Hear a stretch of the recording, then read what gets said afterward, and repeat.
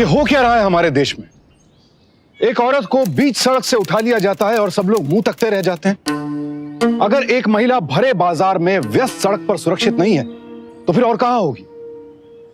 इस औरत को यूं उठा ले जाने के पीछे कारण क्या था? यह कोई अपहरण की आम घटना नहीं थी, इसके पीछे एक बहुत बड़ा मकसद था। और वो मकसद क्या था, इसके लिए हमें झांकना होगा थोड़ा पीछे।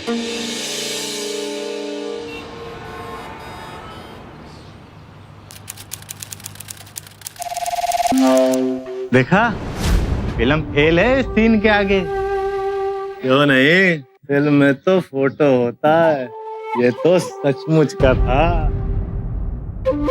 चला चलते हैं।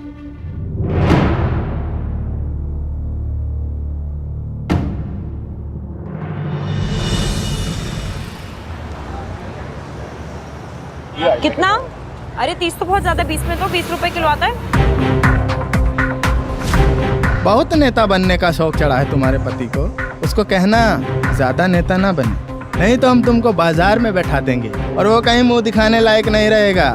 उसको भी समझा देना। चल।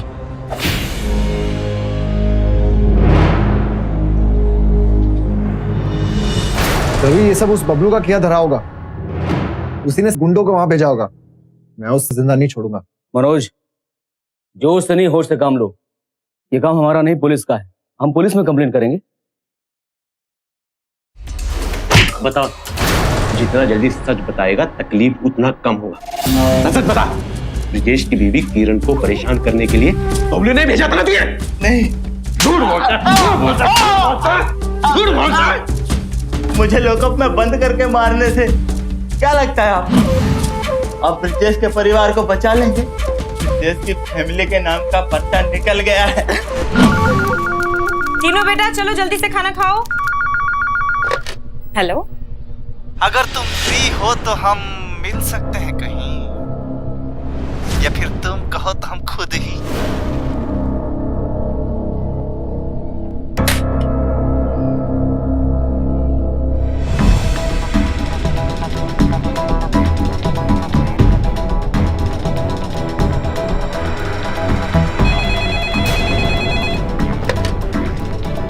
हेलो। अबे तू कहाँ से आ गया पप्पू बजाने? अपनी बीबी को फोन दे, बड़ी नशीली आवाज है उसकी।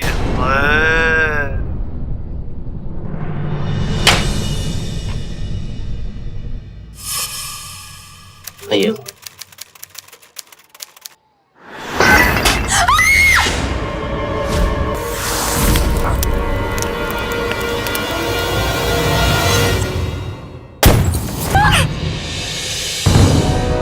देखिए ना कितना बड़ा जख्म हो गया। क्या जरूरत थी आपको उन गुंडों से उलझने की? अरे जब सालों से किसी को कोई तकलीफ नहीं है तो फिर आप क्यों?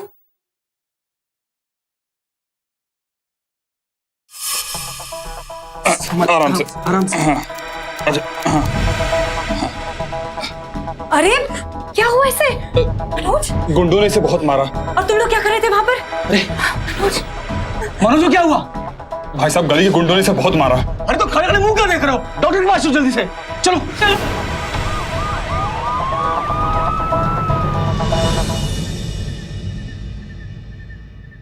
मम्मा, हाँ बेटा। तो मुझे डर लग रहा है।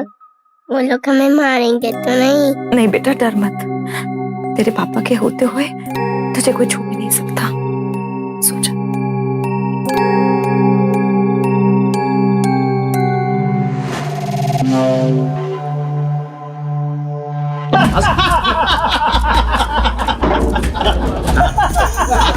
हाँ तो दोगे ताली, चार।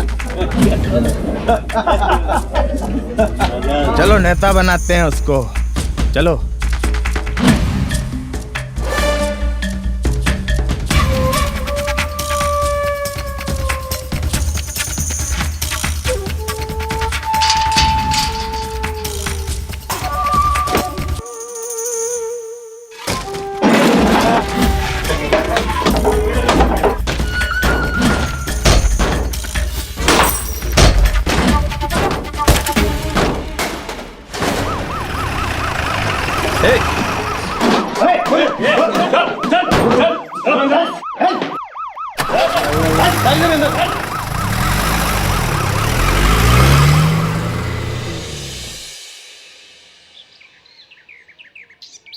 सिमी बेटा चलो स्कूल चलते हैं, हाँ? देर हो रही है। मुझे स्कूल नहीं जाने, डर लग रही है। ठीक है तो कह रही है ये। क्या ठीक कह रही है? देखिए आप समझ नहीं रहे, इस वक्त घर के बाहर जाना हमारे लिए कितना खतरनाक हो सकता है। तो क्या करें, घर के अंदर बंद रहें? हाँ? इस तरह से घर में घुटते रहे बंद होकर? देखो जितना डरेंगे उतना डराएंगे वो लोग, समझी? अगर हम लोग बाहर गए और उन्होंने हमारे साथ कुछ, क्या करेंगे? हाँ क्या करेंगे? मार देंगे ना, मार देने दो। ऐसी जिंदगी से तो मौत बेहतर है। भैया मैं भी आपके साथ चलूंगा, अगर किसी ने रास्ते में आपको और सिमी को। कोई जरूरत नहीं है इसकी, तुम घर में रहो।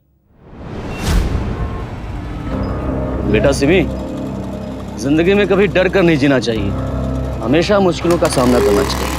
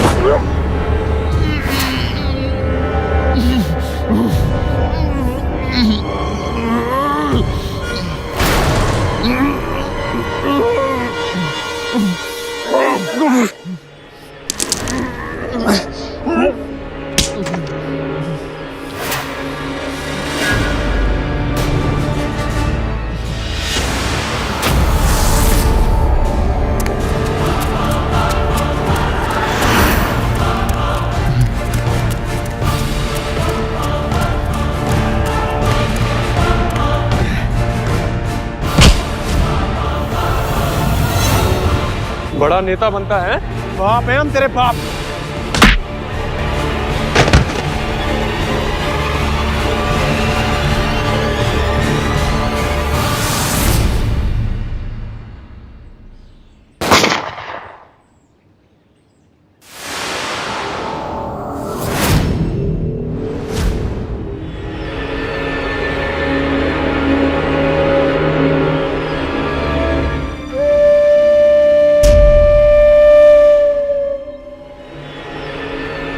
कौन था ये बबलू चौबे? ब्रिजेश से उसकी ऐसी क्या दुश्मनी थी कि उसने ब्रिजेश को इस बेरहमी से मार डाला?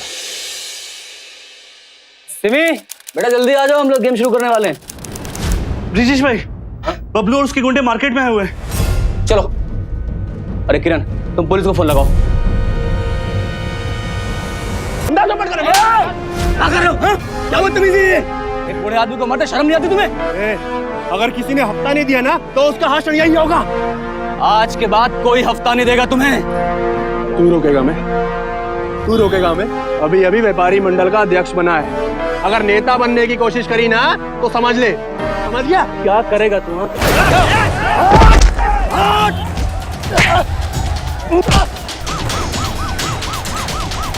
क्या है सब? क्या हो रहा है? क्या हो रहा है सब?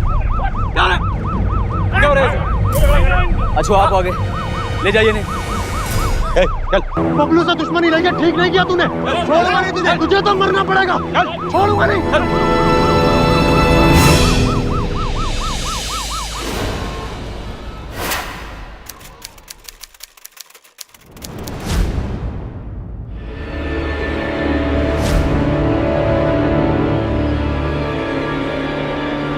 क्या कर रहे हो तुम यहाँ पर? हिसाब बराबर कर रहा हूँ, तेरी वजह से जेल जाना पड़ा।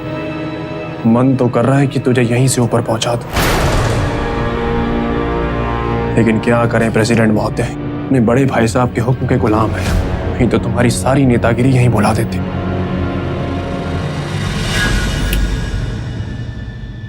ये लो, बड़े भाई साहब ने पैसे भेजे हैं, रख लो, और जो हुआ उसे भूल जाना। चलो रे। 1 मिनट।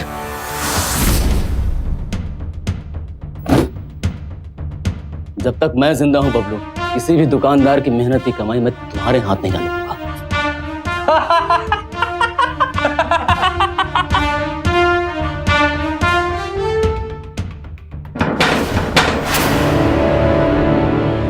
फिर तो तुझे मरना होगा और अपने अंतिम संस्कार की तैयारी कर ले बेटा। चलो रे। हफ्ता वसूली हमारे देश का एक ऐसा कड़वा सच है जिसने व्यापारी वर्ग का जीना दूभर किया हुआ है। इलाके के कुछ स्थानीय नेता गुंडों के साथ मिलकर अपनी ताकत का फायदा उठाकर लोगों में दहशत फैलाते हैं और फिर खुद ही हिफाजत के नाम पर दुकानदारों व्यापारियों से हफ्ता वसूल करते हैं। ब्रजेश सिंह ने इसके खिलाफ आवाज उठाने की हिम्मत की तो उन लोगों ने उन्हें हमेशा के लिए खामोश कर दिया। लेकिन ब्रजेश की मौत के साथ यह कहानी खत्म नहीं हुई।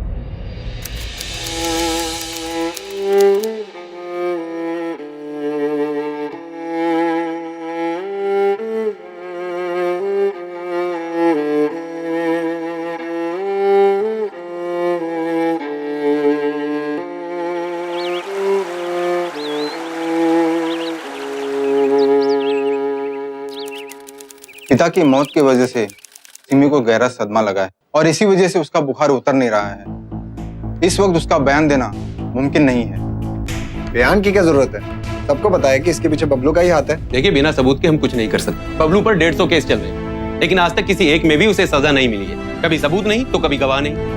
न जाने कितने लोगों ने ये मर्डर होते हुए देखा होगा, पर सामने आकर कोई गवाही नहीं दे रहे।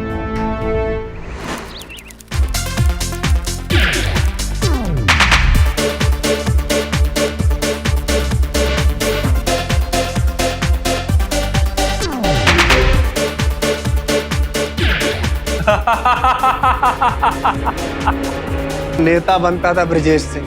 भैया तो कहानी यहीं खत्म हो जाएगी क्या? कहानी तो अभी बाकी है मेरे दोस्त।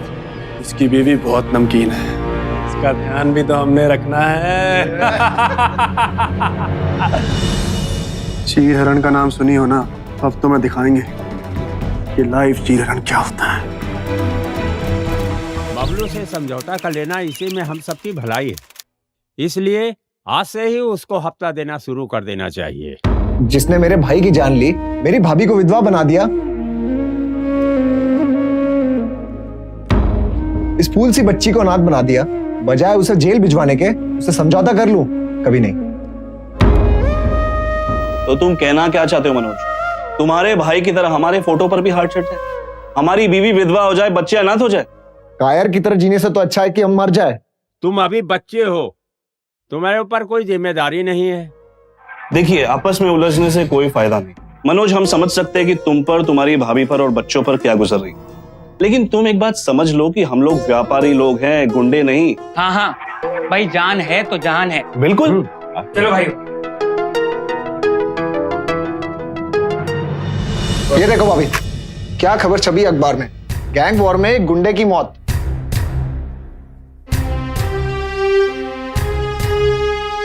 ब्रजेश भैया को गुंडा बना दिया सालों ने।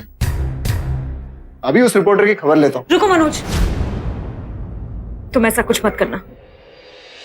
अगर तुम्हारे साथ भी ऐसा कुछ उल्टा सीधा हो गया तो इस परिवार का क्या होगा? सिमी का बुखार अभी तक नहीं उतरा है, इतने दिन हो गए, उसने अभी तक एक शब्द नहीं बोला है। जो चला गया वो चला गया, लेकिन जो है उनकी देखरेख में ही बुद्धिमती है।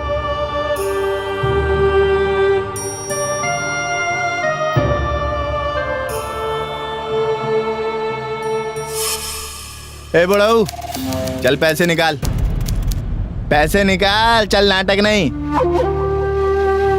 हाँ चल ठीक है, लग जा काम पे। पैसा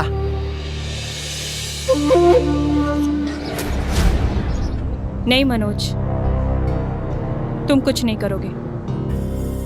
ठीक है, चल पैसे निकाल।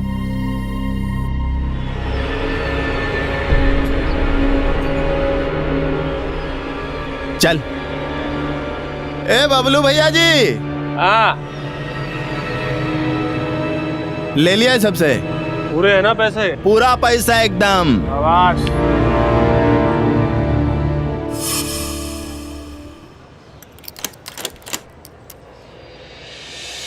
ताला हमारा तो नहीं लग रहा है। क्या? हमारा है।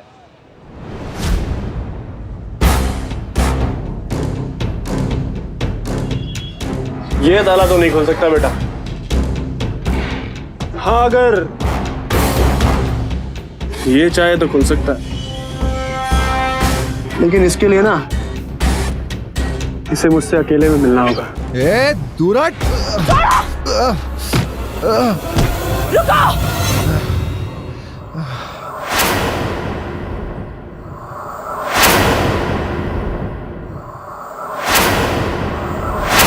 मार दूंगी वरना।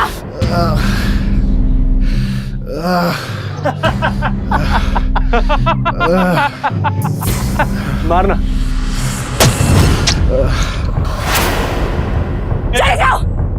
छोड़ूंगा नहीं तुझे, फिर मुलाकात होगी, याद रखना। चलो रे।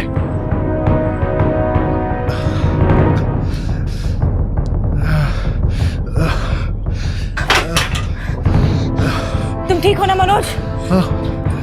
ज्यादा चोट तो नहीं आई? नहीं भाभी, हमें पुलिस में शिकायत करनी चाहिए। नहीं मनोज। ठीक है, फिर इसी तरह हाथ पे हाथ धरे बैठ रहिए, पर इससे हमारी दुकान वापस नहीं मिलने वाली। हम दुकान बेचकर कहीं और चले जाएंगे। आप भैया के लिए लड़ने के बजाय इनसे भाग रही हो। आपको जहां जाना है जाइए, पर मैं ये घर छोड़ के नहीं जाने वाला, चाहे मेरी जान ही क्यों ना चली जाए।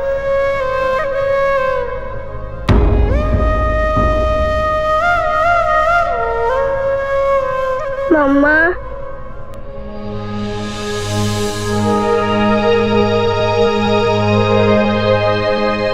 हाँ बेटा।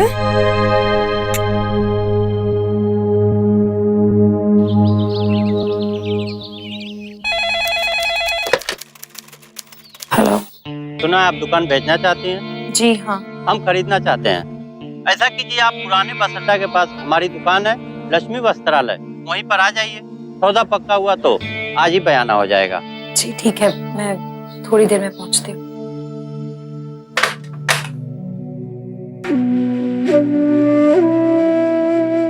हमें माफ कर दीजिए, हमारे पास और कोई रास्ता नहीं है।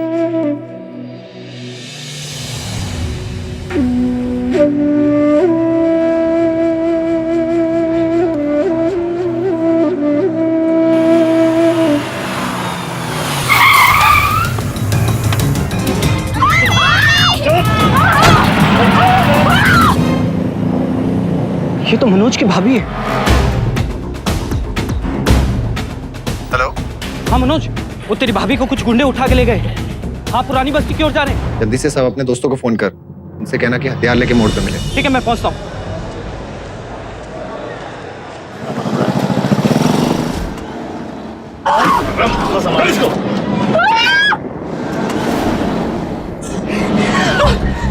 चुप, एकदम चुप।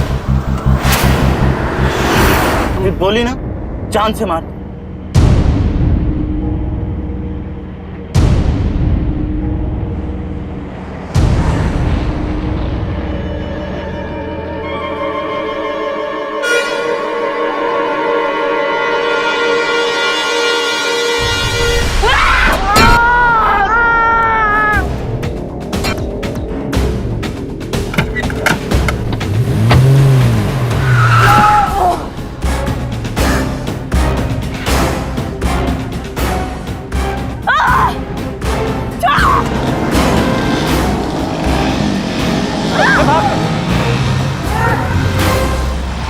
भाभी, भाभी आप ठीक तो हो?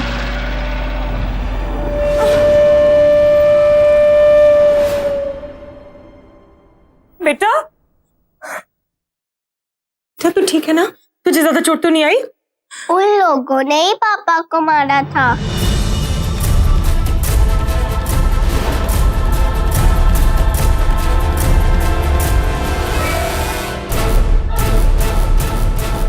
किरण समझ चुकी थी कि इस तरह चुप रहकर वो चैन की नींद नहीं सो सकती, बल्कि यूं खामोशी से जुल्म और अत्याचार बर्दाश्त करके वो उल्टा अपराधियों के हौसले बुलंद कर रही थी।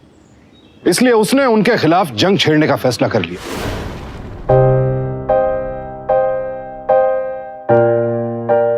इंस्पेक्टर साहब। हाँ जी। मुझे मेरे पति की मौत की एफआईआर लिखानी है। मेरी बेटी उनकी मौत की गवाह है। इसका बयान दर्ज कीजिए। Very good. बेटा, उस दिन जिन बुरे लोगों ने आपके पापा को मारा था, क्या आप उन्हें पहचान सकती हैं?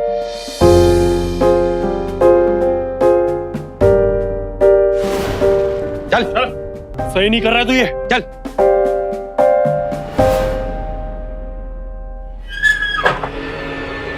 बेटा, इनमें से किसी को पहचानते हो?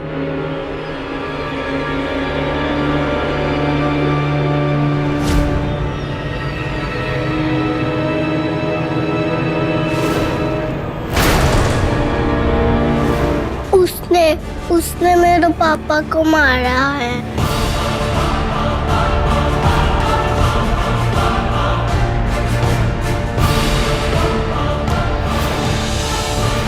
और उसने भी।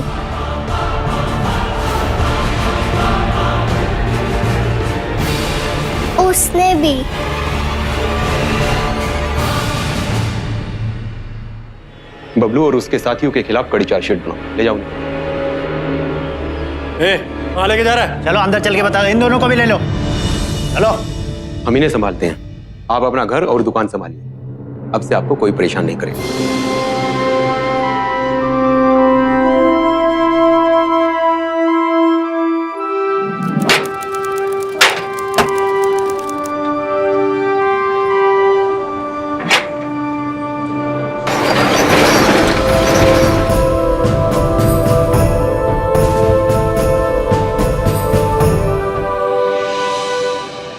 पिछली बार ब्रिजेश ने बबलू को जेल भिजवाया था तो जान से मार दिया था उसे। इस बार उसकी लुगाई के साथ पता नहीं क्या करेगा। और अगर गलती से बबलू का भाई इस लफड़े में कूद गया तो पूरा का पूरा खानदान खत्म ना हो जाए। अरे जान से मारना था तो एक्सीडेंट दिखाते।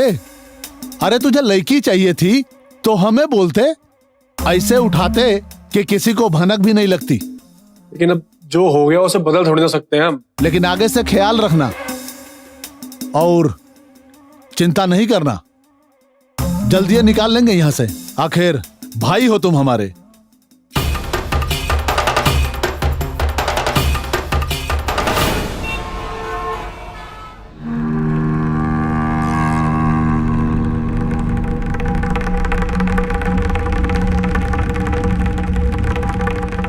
देखो तू हो अकेली जान, बच्चा संभालोगी या दुकान? अपना देवर के पढ़ाओगी या उसे गुंडागर्दी सिखाओगी? तोहरे पति के मौत का पूरा मुआवजा देने को हम तैयार हैं। बोलो कितना चाहती हो? देखिए, आप दोनों चले जाइए यहां से। नमस्ते।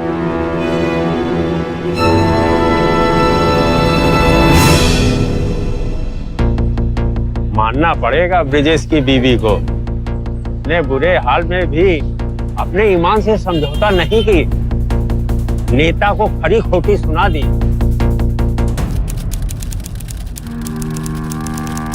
समझ में आया क्या करना है? चलो निकलो।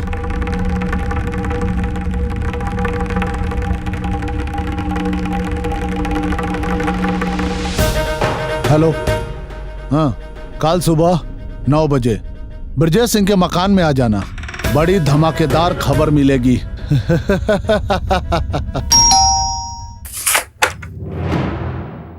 जी, किससे मिलना है आपको? वो बबलू, वो हमारी जान के पीछे पड़ा है, प्लीज हमें बचा लीजिए। हमें खबर मिली है कि। कैसी खबर मिली है? उन्होंने हमारे परिवार के 2 लोगों को मारा है, लेकिन हम अदालत में साबित नहीं कर पाए। उसे आप छोड़िएगा नहीं, आप हमें अंदर ले लीजिए। हमें आपको कुछ सबूत देने हैं उसके खिलाफ। ठीक है, आप लोग अंदर आइए। Thank you.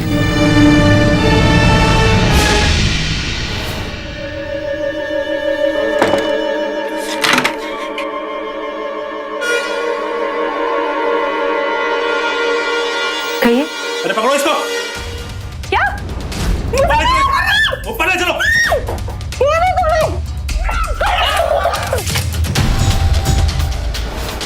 तलाशी लो अंदर।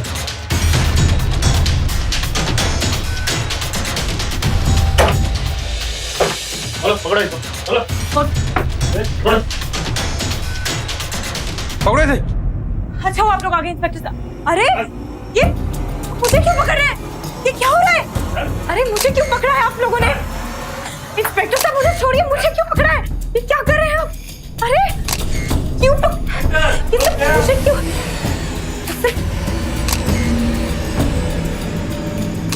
क्या हो रहा है? छोड़िए मुझे। समझ नहीं आ रहा ये सब क्या हो रहा है। ये लोग मेरे घर में जबरदस्ती घुस आए और आप लोग मुझे ही पकड़ रहे हैं। अरे ये तो बड़ी ही चालू निकली, खुद ही पैसे लेके मुझे अपने घर में बुलाई और पुलिस को देखते हुए ही बहाने बनाने लगी। ये झूठ बोल रहा है इंस्पेक्टर साहब, इसकी बातों को यकीन मत कीजिए, सब कुछ झूठ बोल रहा है। इंस्पेक्टर साहब, पैसा भी ऊपर कमरा में रखा हुआ है, आप चाहे तो खुद जाकर देख लीजिए। कौन सा पैसा, कैसा पैसा, क्या बकवास कर रहे हो तुम? मैं इन लोगों को नहीं जानती इंस्पेक्टर साहब, ले जाइए यहाँ से। सारे सबूत आपके खिलाफ, हमें आपको अरेस्ट करना ही होगा। ये क्या कह रहे हैं आप? मैंने कुछ नहीं किया इंस्पेक्टर साहब। आप मैं कुछ नहीं जानता। चलो चलो इंस्पेक्टर साहब, अरे मेरी बात को यकीन कीजिए।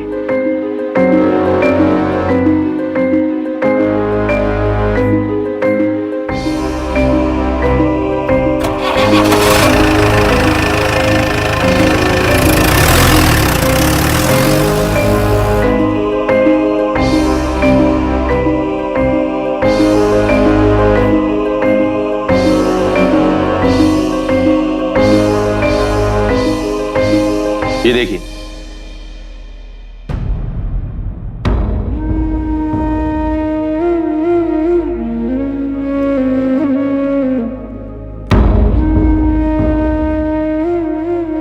लेकिन इंस्पेक्टर साहब, आपको तो सारी सच्चाई पता है ना? पता है, इसलिए तो आपकी जमानत भी हो गई है। बबलू और उसके भाई को पता है कि यह अपराध आपके खिलाफ साबित नहीं किया जा सकता, लेकिन अगले हफ्ते कोर्ट में आपके पति के मर्डर केस की सुनवाई के दौरान वो लोग इसे अपने पक्ष में इस्तेमाल कर सकते हैं।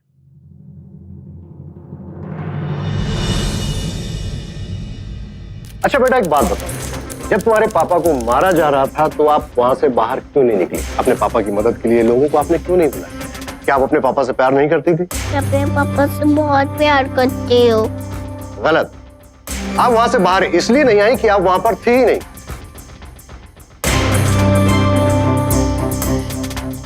ऑब्जेक्शन माय लॉर्ड, ये मेरे गवाह को बरगलाने की कोशिश कर रहे हैं। नो योर ऑनर, मैं ऐसा कुछ भी नहीं कर रहा हूं। मैं तो सिर्फ अपने काबिल दोस्त को यह बताने की कोशिश कर रहा हूं कि जब ये हत्या हुई तो ये बच्ची उस वक्त वहां पर मौजूद ही नहीं थी।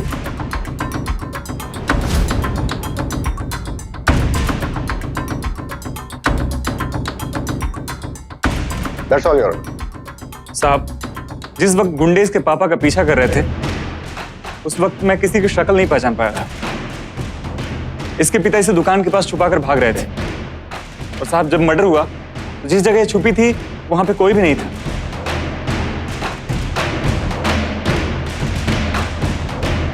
योर ऑनर, ये देखिए अखबार क्या लिखता है इनके बारे में और इनके पति के बारे में।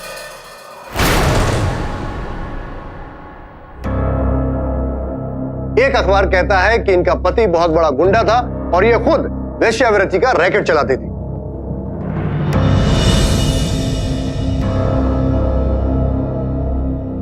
लेकिन ये सब बातें अभी तक साबित नहीं हुई हैं। सिर्फ अखबार में लिख देने से कोई बात सच नहीं हो जाती। मिलॉर्ड, तो यह भी साबित नहीं किया जा सकता कि ये जो हत्या हुई है मेरे क्लाइंट मिस्टर बबलू ने की है।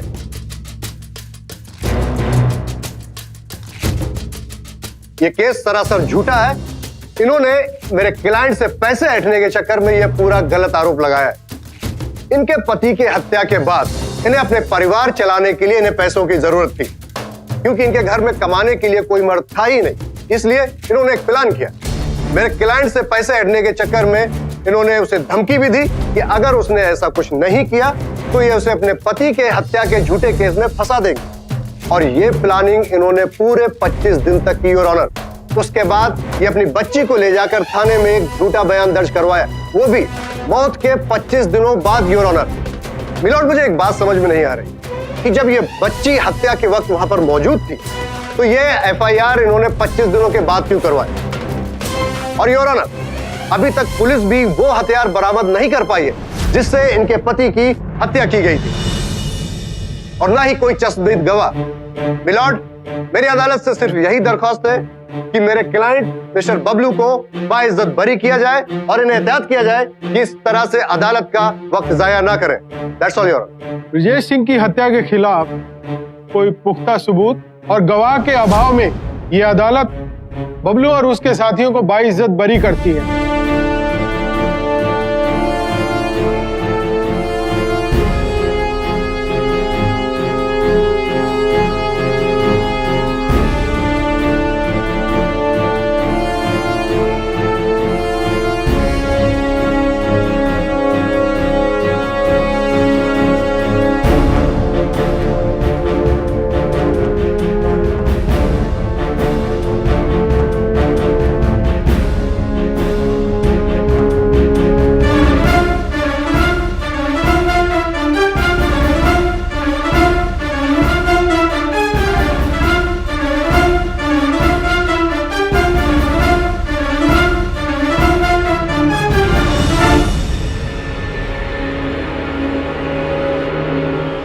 इंस्पेक्टर साहब, हम इन लोगों को ऐसे नहीं जाने देंगे। हम हाई कोर्ट में अपील कर रहे हैं, मगर उम्मीद बहुत कम लगती है, क्योंकि हमारा केस कमजोर है। हमें उनके खिलाफ पुख्ता सबूत चाहिए।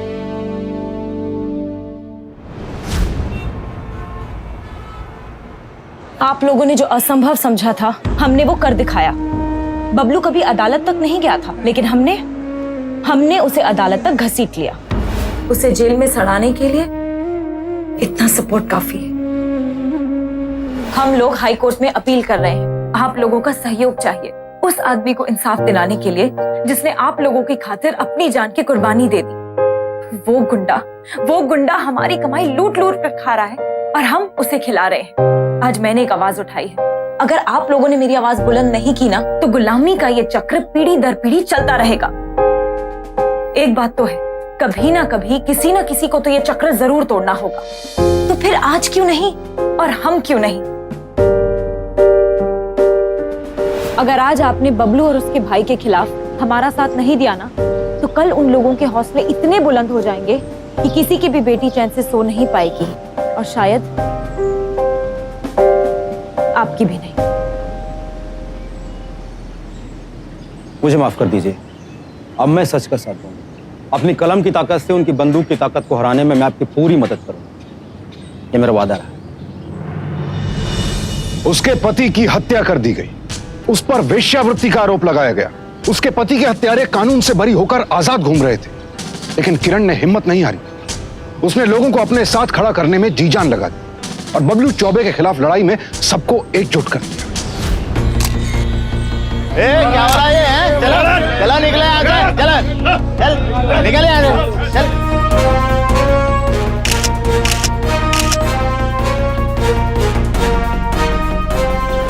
हम अपने बच्चों और परिवार का हक इन गुंडों को हरगिज़ नहीं देंगे।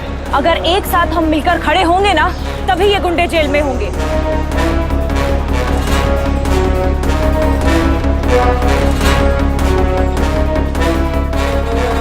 सर, हमारे सवाल का एक जवाब इस बारे में आप क्या बोलना चाहते हैं? सवाल का जवाब दे दीजिए। सर प्लीज बताइए ना, एक सवाल इस घटना के बारे में आप क्या कहना चाहेंगे? सर वन क्वेश्चन, सर बोलिए ना सर। सर एक question, sir one question please.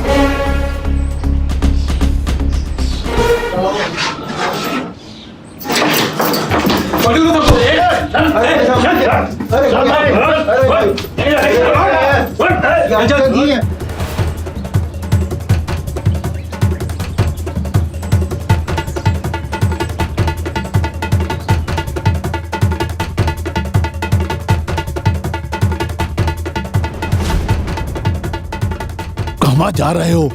अभी जाके उस औरत की खोपड़ी छन्नी करता हूँ। ओके, एगो भी खरोच आई ना तो हमारी नेतागिरी के दुकान में ताला लग जाएगा।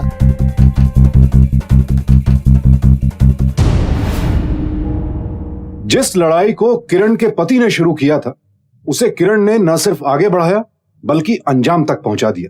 किरण ने गुंडागर्दी से प्रभावित लोगों की आत्मा को झकझोरा, उनके अंदर साहस पैदा किया और उन्हें गुंडों के खिलाफ खड़ा कर दिया। इतना ही नहीं, उसने उन गुंडों की हफ्ता वसूली का भी पर्दाफाश किया और सोई हुई राज्य सरकार को गहरी नींद से जगा दिया। उसने पूरे राज्य में ऐसी स्थिति पैदा कर दी कि उन गुंडों के खिलाफ सरकार को एक्शन लेना ही पड़ा।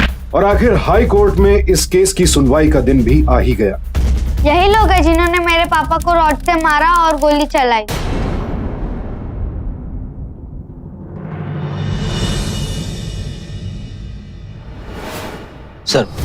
सर मुझे किरण जी के पति के खिलाफ खबर छापने के लिए पहले से ही फोर्स किया गया था। और तो और मुझे क्या छापना है क्या नहीं छापना है, इसके डिटेल्स भी पहले से ही दे दिए गए थे सर। किसने दी थी वो सारी डिटेल? नेता सतीश चौबे जी ने।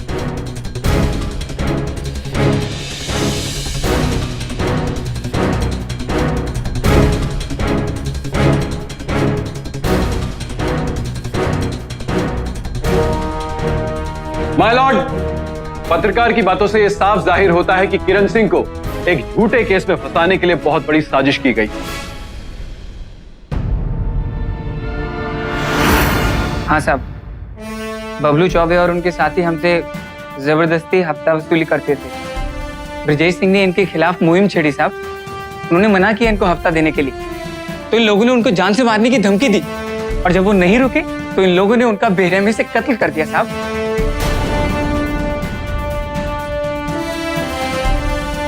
मैं बबलू चौबे के लिए रंगदारी वसूली का काम किया करता था, लेकिन अब सरकारी गवाह बनना चाहता हूं क्योंकि मैं जान गया हूं कि ये गलत है।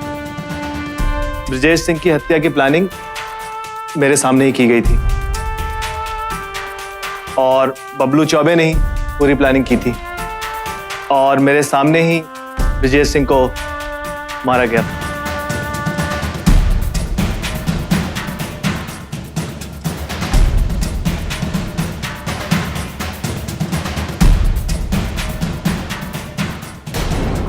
सर, इसी गन से ब्रिजेश सिंह की हत्या हुई है। ये बबलू के पूर्व साथी हैं जो अब सरकारी गवाह बन गए हैं। इन्हीं की मदद से हमें ये मिली है।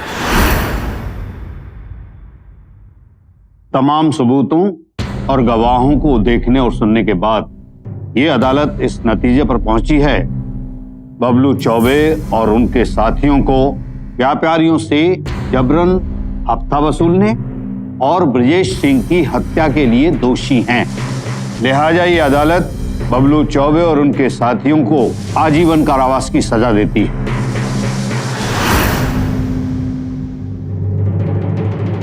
और बबलू चौबे के साथी केशव राम को, जो सरकारी गवाह बन चुके हैं, उनको सजा में रियायत देते हुए 3 साल की सजा सुनाती है।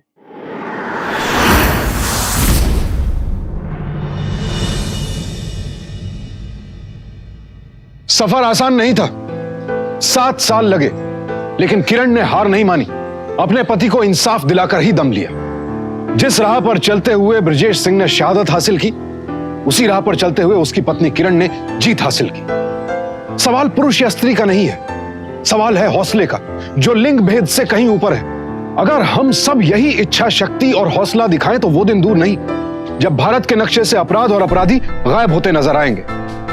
दोस्तों, यह समय डरने का नहीं, बल्कि अपने डर पर विजय प्राप्त करके यही डर अपराधियों के दिलो दिमाग में भरने का है। किरण की तरह और कई लोग हैं जिन्होंने हफ्ता वसूली के खिलाफ जंग छेड़ी। कईयों की जंग तो आज भी जारी है। अब मैं सुशांत सिंह आपसे विदा लेता हूं, लेकिन हमारी जंग जारी रहेगी। कल फिर मुलाकात होगी एक और बेमिसाल शख्सियत की सच्ची कहानी के साथ। देखते रहिए सावधान इंडिया, 100 दिन 100 फाइट बैक्स। तो